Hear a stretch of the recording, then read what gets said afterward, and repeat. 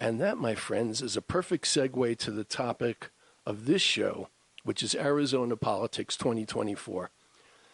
And before I introduce my very first special guest, I'd like to talk to all my listeners about something first. If you've listened to the first 4 episodes of Sedona Life with Stephen Hanks, you've probably learned a few things about me. That I moved to Sedona from Brooklyn, New York almost 3 years ago. That I've served as an advertising sales executive for the Sedona Film Festival program. That I'm currently the board president of the Sedona Referrals Club. And that I coach the varsity baseball team at Sedona Red Rock High School. But I'm also a patriotic progressive who has been a devoted Democrat my whole life. In fact, as my 2 guests here today will confirm, before I even moved to Sedona, I was voted onto the board of the Democrats of the Red Rocks.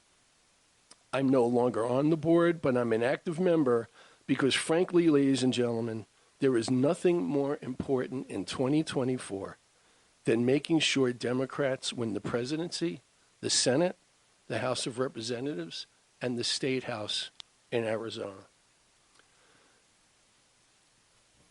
And I'm switching pages, so I've got dead air. Now, I don't think a radio show should ever discourage potential listeners from tuning in. But I'm going to just say this straight out to Republicans who support a pathological lying sociopath. White supremacists and misogynists like Donald Trump and his fellow insurrectionists and Arizona MAGA extremists like Kari Lake and Eli Crane. Unless you are willing to be convinced to support the side of democracy, don't listen to my show. Perhaps that means when I talk politics, I'll only be preaching to the converted. But I'm fine with that if it means I'll be helping energize Democrats in this area this election year and in the future. And speaking of Eli Crane, he is currently the congressman representing Arizona District 2, which covers Apache, Coconino, Gila, Navajo, and Yavapai counties in their entirety, and portions of Graham, Maricopa, Mojave, and Pinal counties. This Trump-enabling election denier boasts insurrectionist Arizona congressmen such as Andy Biggs and Paul Gosar as mentors. As a freshman in the House, Crane was one of only 8 Republicans to vote to oust Kevin McCarthy as Speaker because they were pissed off that McCarthy wanted to make a deal with President Biden last October so America wouldn't default on its debt.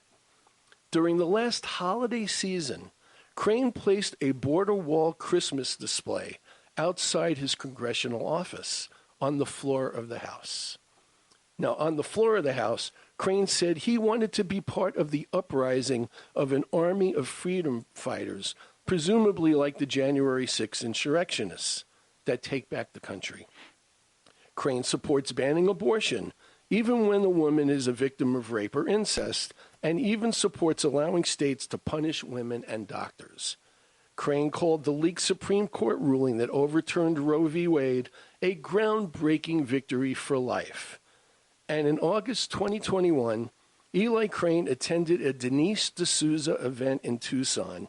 D'Souza was the producer of the totally discredited voter fraud film 2,000 Mules, and Crane called it inspiring. And by the way, in June 2022, the Republicans of the Red Rocks here in Sedona screened 2,000 Mules as a fundraiser and had extreme right-wing election-denying then Secretary of State candidate Mark Fincham as a guest speaker.